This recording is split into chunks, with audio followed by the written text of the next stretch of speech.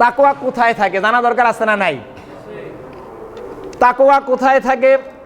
তাকওয়া কি বড় জুব্বার ভিতরে থাকে কিনা, অথবা তাকওয়া কোনো দাড়ির ভিতরে থাকে কিনা, অথবা তাকওয়া কোনো রুমাল পরিহিত অবস্থায় থাকলে ওর ভিতরে তাকওয়া থাকে কিনা, এটা জানা দরকার আছে না নাই? রাসূলুল্লাহ সাল্লাল্লাহু আলাইহি ওয়াসাল্লাম মিশকাতুল মাসাবির বর্ণনা, মিশকাতুল মাসাবির 4742 নম্বর হাদিস। কত নম্বর হাদিস? 4742 নম্বর হাদিসে রাসূলুল্লাহ সাল্লাল্লাহু আলাইহি ওয়াসাল্লাম বলেছেন তাকওয়া কোথায় থাকে। মনোযোগ দেন, খুব মনোযোগ দিয়ে শুনেন। রাসূলুল্লাহ সাল্লাল্লাহু আলাইহি সাল্লাম এই হাদিসে ক্লিয়ার করেছেন যে তাকওয়া কোথায় থাকে, তাকওয়ার অবস্থান কোথায়। আল্লাহর নবী বলছেন আল মুসলিমু আখুল মুসলিম লা ইয়াজলিমুহুম ওয়ালা ইয়াখযুলুহুম ওয়ালা ইয়াহকিরুহুম আত-তাকওয়া হাহুনা ওয়া ইউশিরু ইলা সাদরিহি সালাসা মাররা। বলুন সুবহানাল্লাহ।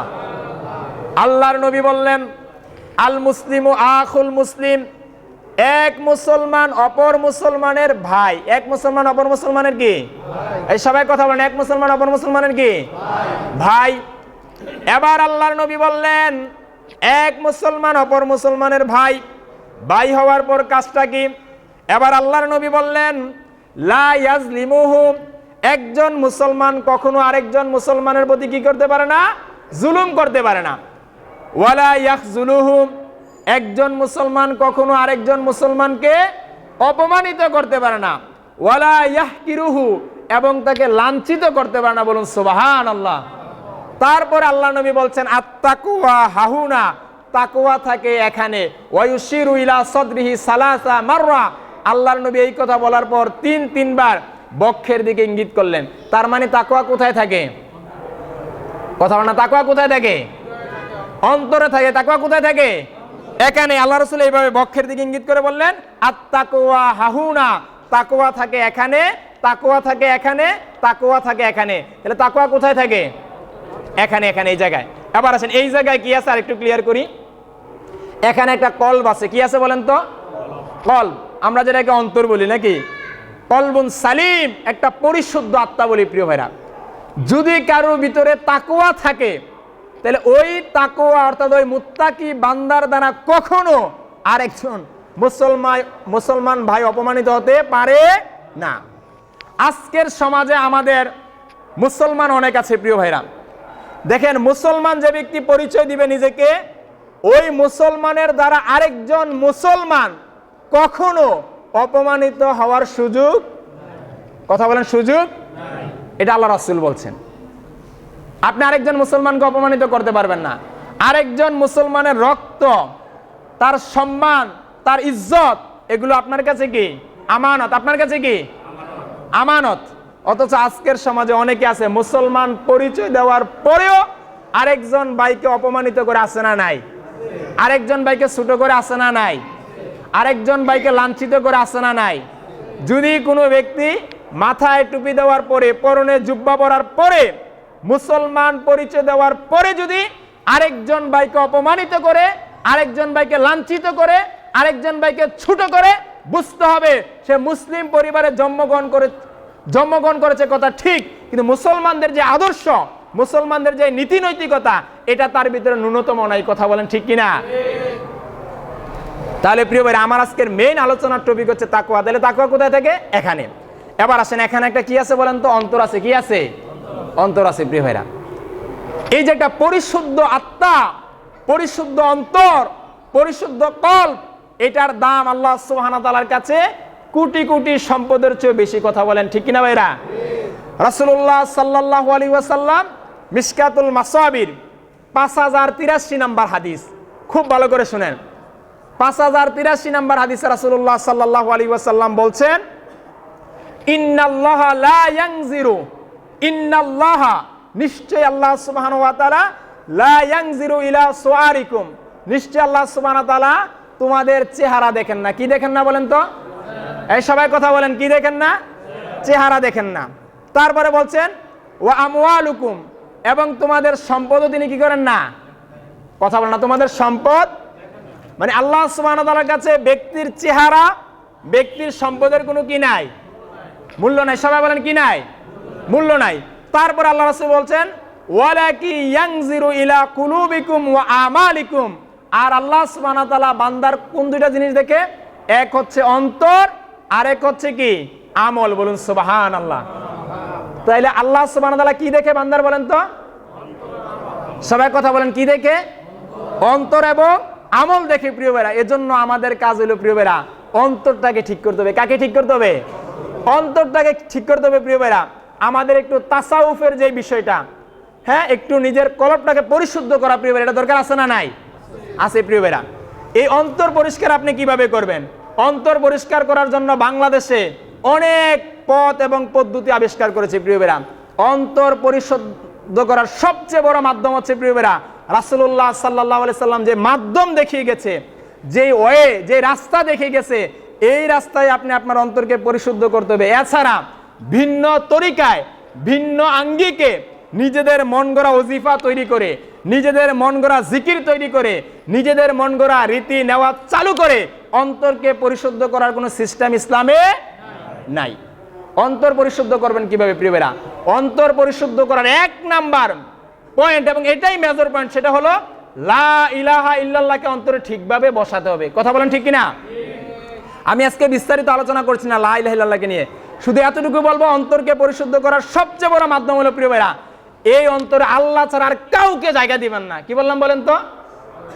আল্লাহ ছাড়া আর কাউকে জায়গা দিবেন না, স্থান দিবেন না। বাস্তবিক একটা উদাহরণ দিয়ে মনে করেন, আপনি যদি দুইজন নারীকে একসাথে ভালোবাসেন, কয়জন নারীকে? কথা বোঝেন নাই, কয়জন নারীকে? দুইজন নারীকে যদি একসাথে ভালোবাসেন, আপনি যতই বলেন যে ভাই আমি ইনসাফ করব, it is totally impossible at this time any person, any man. কারণ এই সমাজে যে কোনো ব্যক্তির জন্য এটা অসম্ভব, কারণ আমরা সাহাবী যুগের মানুষ না প্রিয় ভাইরা। তাহলে একজনের প্রতি ভালোবাসা একটু কম থাকলে আরেকজনের প্রতি বেশি থাকবে। কথা বলেন ঠিক কিনা? তো একইভাবে প্রিয় ভাইরা অন্তরে যদি আপনি দুইজন মাবুদ একসাথে জায়গা দেন, আমাদের মাবুদ কয়জন? সবাই কথা বলেন, মাবুদ কয়জন? বিধানদাতা কয়জন? হুকুমদাতা কয়জন?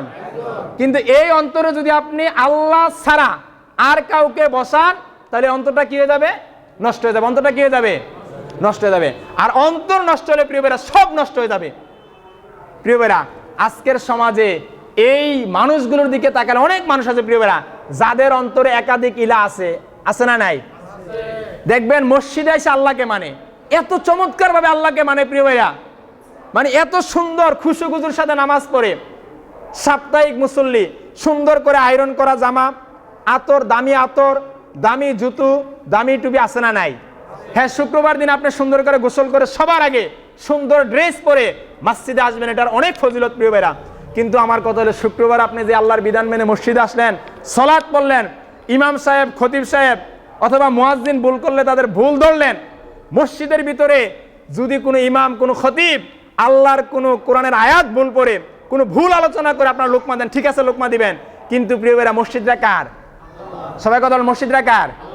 মসজিদের ভিতরে যেরকম আল্লাহর বিধান আমরা পাই টু পাই মানলাম, একদম নিখুঁতভাবে মানলাম, একইভাবে প্রিয় ভাইরা বাহিরের যে পরিধিটা আছে, মসজিদের বাহিরে যে জায়গাটা আছে, বিশাল বড় অঙ্গন, রাজনীতি, সমাজনীতি, অর্থনীতি, ব্যাংকিং ব্যবস্থা, ওই এরিয়াটার মালিক কে? কথা বলেন, ওই এরিয়ার মালিক কে? তাহলে ওই জায়গায় আল্লাহর বিধান মানা দরকার আছে না নাই? ওই জায়গায় আল্লাহর বিধান মানে না। এজন্য আমি বলছি অন্তরটাকে আপনি তাসাউফের সবচেয়ে বড় মাধ্যম হলো এই অন্তরে আল্লাহ ছাড়া আর কাউকে জায়গা দেওয়া যাবে না। আল্লাহ কোন এটা ক্লিয়ার করেছেন। আল্লাহ বলছেন যে ওয়ালা তাত্তাখিযু ইলাহাইন ইসনাইনে, আরে পৃথিবীর মানুষেরা তোমরা শুনে রাখো, তোমরা দুই ইলা গ্রহণ করো না। কয় ইলা? দুই ইলা। ওয়া ইলাহুকুম ইলাহু ওয়াহিদ, কেননা তোমাদের ইলা কয়জন? একজন। আল্লাহ ভালো করে জানেন এই সমাজে একদল লোক থাকবে যারা দুই ইলা গ্রহণ করবে। কয় ইলা? দুই ইলা। এজন্য আল্লাহ সূরা বাকারাতে, তারপর সূরা অনেকগুলো একাধিক জায়গায় বলছেন যে ওয়ালা তাত্তাখিযু ইলাহাইন ইসনাইনে, তোমরা দুই ইলা গ্রহণ করো না। ইলা কয়জন? দুই ইলা কিভাবে দেখেন? মসজিদের ভিতরে আসলে আল্লাহর বিধান মানে, একদম পই টু পই, হিসাব করে করে মানে, প্রিয় সুন্দর করে মানে। কিন্তু বাহিরে গেলে যখন বলি যে ভাই এই জমিনটার মালিক কে?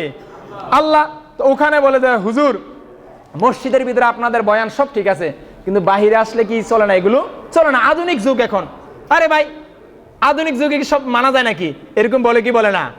এই কথা যখন বললো যে আধুনিক যুগে সে সামাজিক ব্যবস্থায়, অর্থনৈতিক ব্যবস্থায়, রাজনৈতিক ব্যবস্থায় কোরআন মানা যায় না, তখন সে যখন কোরআনের বিধানকে বাদ দিল, আল্লাহর বিধানকে বাদ দিল, তাহলে ওই জায়গায় আরেকজন ইলা মানলো কি মানলো না? কথা বলেন, মানলো কি মানলো না? তাহলে কয় ইলা গ্রহণ করলো? এই 2 ইলা যে গ্রহণ করবে তার অন্তরটা কি হয়ে গেছে বলেন তো? নষ্ট হয়ে গেছে, পচে গেছে। আজকে এরকম লোক সমাজে আছে না নাই? আছে প্রিয় ভাইরা। এবার আসেন, এই অন্তরটার দাম কত বেশি, তাহলে তাকওয়া কোথায় থাকে বলেন তো? অন্তরে। এই যে এই অন্তরটার দাম কত বেশি দেখেন, রাসূলুল্লাহ সাল্লাল্লাহু আলাইহি সাল্লাম মিশকাতুল মাসাবির 2642 নম্বর হাদিস, আল্লাহ রাসূল সাল্লাল্লাহু আলাইহি ওয়াসাল্লাম বলছেন, আলা ওয়া ইন্না ফিল জাসাদি মুদগা।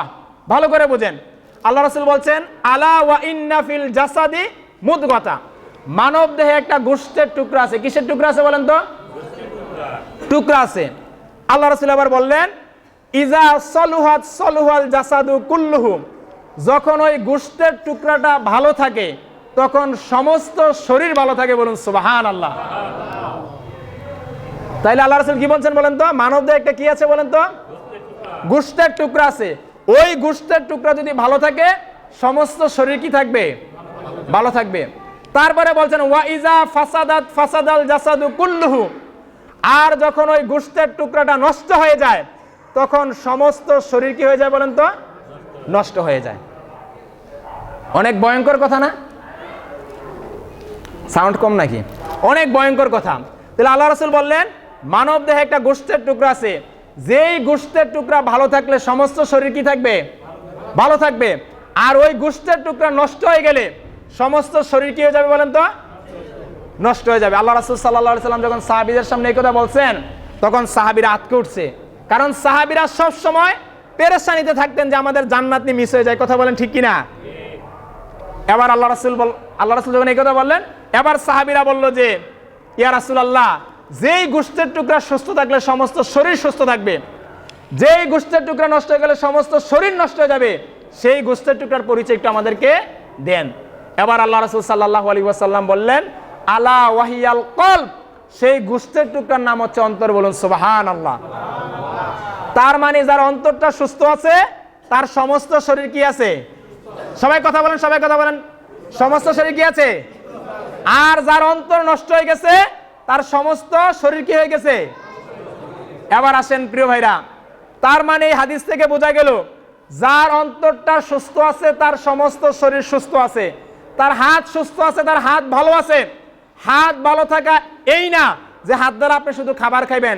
হাত ভালো থাকার অর্থ হলো এই হাত দ্বারা অন্যায়ভাবে কোনো ভাইকে আপনি থাপ্পড় দিতে পারবেন না, আঘাত করতে পারবেন না। কথা বলেন ঠিক কিনা? আপনার পা সুস্থ আছে মানে হচ্ছে এই পা দ্বারা আপনি খারাপ কাজের দিকে আগাতে পারবেন না। প্রিয় ভাইরা, আজকে আমরা যদি এই হাদিসের ব্যাখ্যা একটু আমাদের সমাজে করি যে অন্তর ঠিক থাকলে সব ঠিক থাকবে। আমাদের অনেক ভাইরা আছে বলো যে হুজুর আমার অন্তর ঠিক আছে, সালাতের দরকার নাই। আছে না নাই? আরে ভাই কথা বলেন, আছে না নাই? আছে। অনেকে আছে এই সমাজে বলে আমরা খুতবার সময় যত কম কথা বলতে পারি, ঠিক আছে, কথা বলা অনেক কষ্টের কাজ। দেখেন, তাহলে বলছিলাম আমাদের এই সমাজে অনেকে বলে যে ভাই আমার অন্তর ঠিক আছে। কি ঠিক আছে বলেন তো? অন্তর ঠিক আছে, আমার ঈমান ঠিক আছে, আমার ঈমান অনেক শক্ত, আমার অন্তর কি আছে? ঠিক আছে, আমার অন্তর পরিষ্কার, নামাজ লাগবে না, রোজা লাগবে না। এরকম লোক আছে না নাই? আছে। এরা হচ্ছে সবচেয়ে বড় প্রতারক, সবচেয়ে বড় ভণ্ড। কারণ রাসূলুল্লাহ সাল্লাল্লাহু আলাইহি ওয়াসাল্লামের সাহাবীরা বলছেন যে আমাদের সময়ে সাহাবীদের যুগে সবচেয়ে বড় বিষয় ছিল অন্য কোনো কারণে একজন লোককে কাফের সাব্যস্ত করা হইতো না। যখন একজন লোক সালাত ছেড়ে দিতে ইচ্ছাকৃতভাবে তখন তাকে সাথে সাথে কাফের বলে কি করা হতো? সাব্যস্ত করা হতো। এই সমাজে একদল ভণ্ড প্রতারক আছে, তারা বলে যে অন্তর ঠিক থাকলে আর নামাজ লাগে না। আছে না নাই? এটা সবচেয়ে বড় মিথ্যা কথা। অন্তর ঠিক থাকলেও নামাজ পড়া লাগবে। নামাজ ছাড়া জান্নাতে যাওয়ার কোনো সুযোগ নাই। প্রিয় ভাই, যাই হোক, তাহলে এই অন্তরটাকে পরিষ্কার করবো তো ইনশাআল্লাহ। অন্তর পরিষ্কার করার সবচেয়ে বড় মাধ্যম হলো আল্লাহ ছাড়া এই অন্তরে কাউকে জায়গা দেব না। তাহলে তাকওয়া কোথায় থাকে বলেন তো? অন্তরে। এই তাকওয়ার পরিচয় আমরা জানলাম, তাকওয়া কোথায় থাকে আমরা জানলাম।